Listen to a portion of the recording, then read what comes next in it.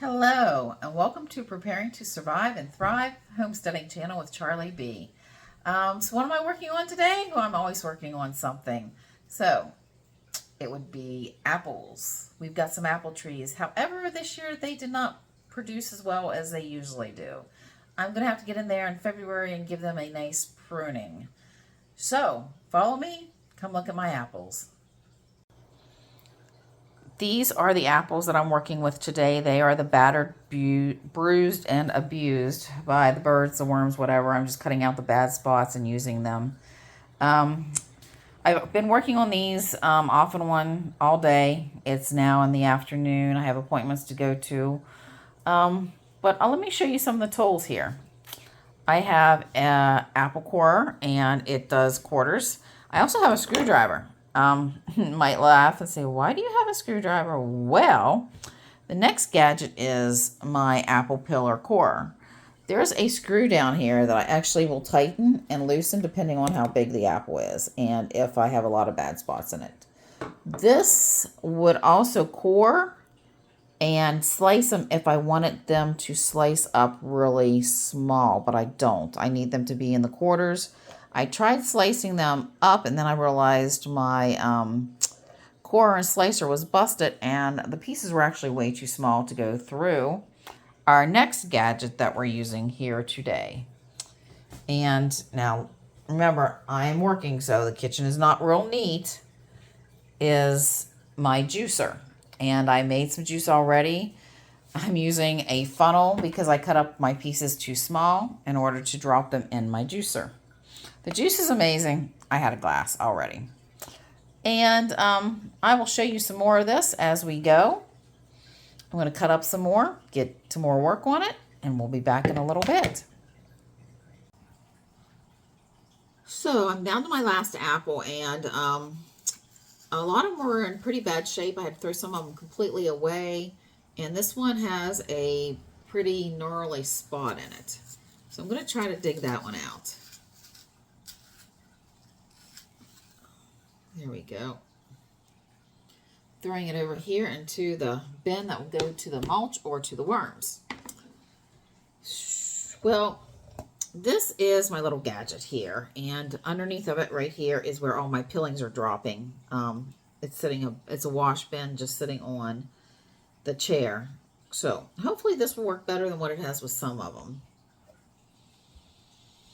You just put the apple onto these points, and this should hold the apple in place. Now, if this is not a good apple, it will fall off if it's rotten on the inside. And that has happened multiple times. I'm going to bring you in here a little bit better so you can see. And I'm going to just twist it like this, and it keeps going out.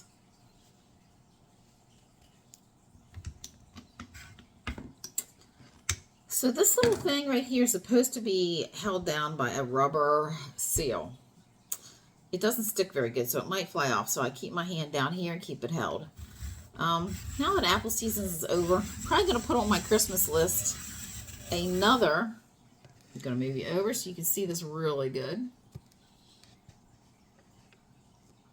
I'm going to ask for another one of these things, but what I want it to do is I want it to actually have the vice grip on it. So I'm holding my finger on this because this will move back and forth so it can actually take the peel off of it.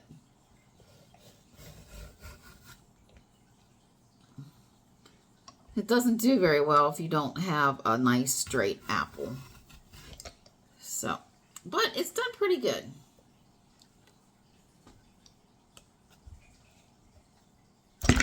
I'm going to put this little baby by itself here. And you're probably wondering why I have a bunch of apple scraps here. Well, I'm going to make either apple scrap jelly, or I'm going to make something else. I'm not sure. I could do vinegar with it. I'm not really sure. I could also do jelly. I love jelly, but I want to make crayon apple jelly. Crab apple jelly. Which, if you saw that in a video, I hope you enjoyed it. And if you haven't seen it, please watch it. Okay, let's bring you back down.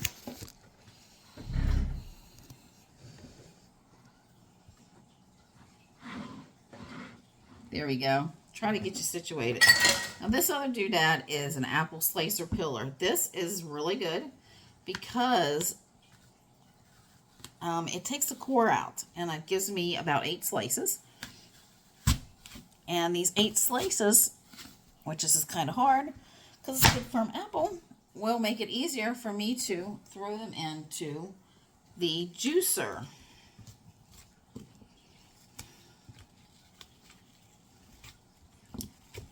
This one looks like a pretty good one. I'm going to throw the core in there, and I'm just cleaning these guys up. If I wasn't trying to save the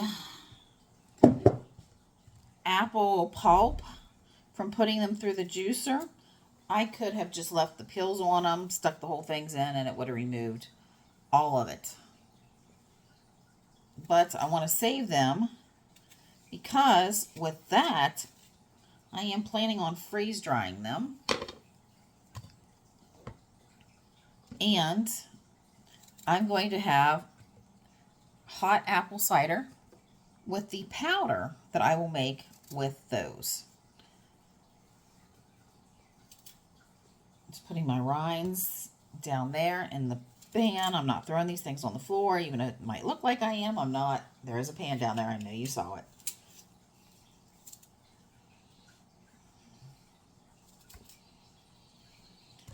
Now my apple scraps here, the cores and the rinds,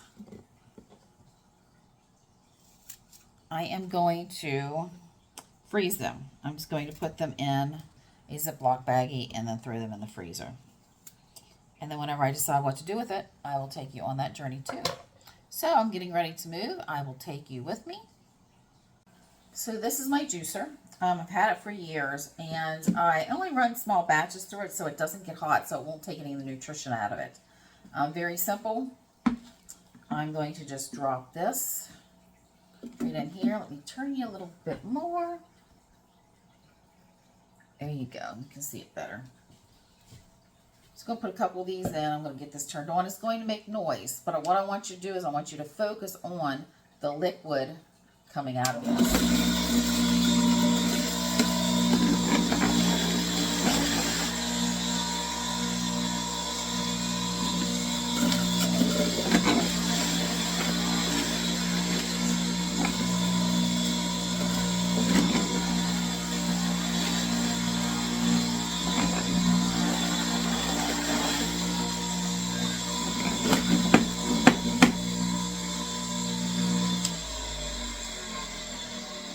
It is loud, and I do have more to run through.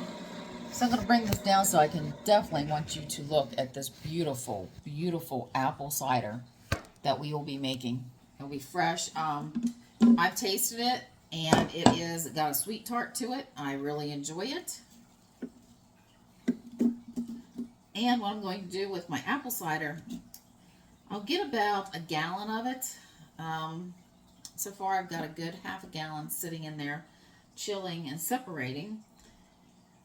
And if there's any left, which I don't think there's going to be, I'm going to make some apple syrup. That is where you cook down the apple juice or apple cider, and it gets really sweet, and you just use it like you would for syrup. Apparently it's really big out in Washington State. I heard that. Don't know if it's true, but I thought I'd give it a try.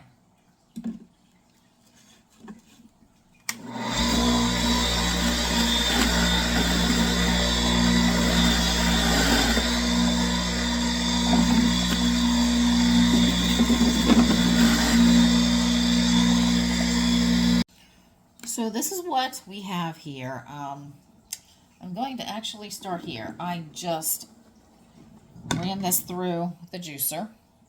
It's very frothy. It's no separation. It still tastes good because I poured it directly like that. And this has started to separate. It's been in the fridge for about 2 hours. I will dump what I just made into here and stir it all up. When I took a drink of this, I literally just mixed it together and drank it straight like this. This has sat in the fridge for about 24 hours. You can see how clear it is. Now, if I wanted to, which I don't, I could literally pour this through a strainer, a very fine mesh strainer like cheesecloth, and take out any of the little bit of the apple pulp. But you stir it around and it tastes just like fresh apple cider. I'm sure when it was cold out, if I put some nice cinnamon sticks in here, it would just taste like fall.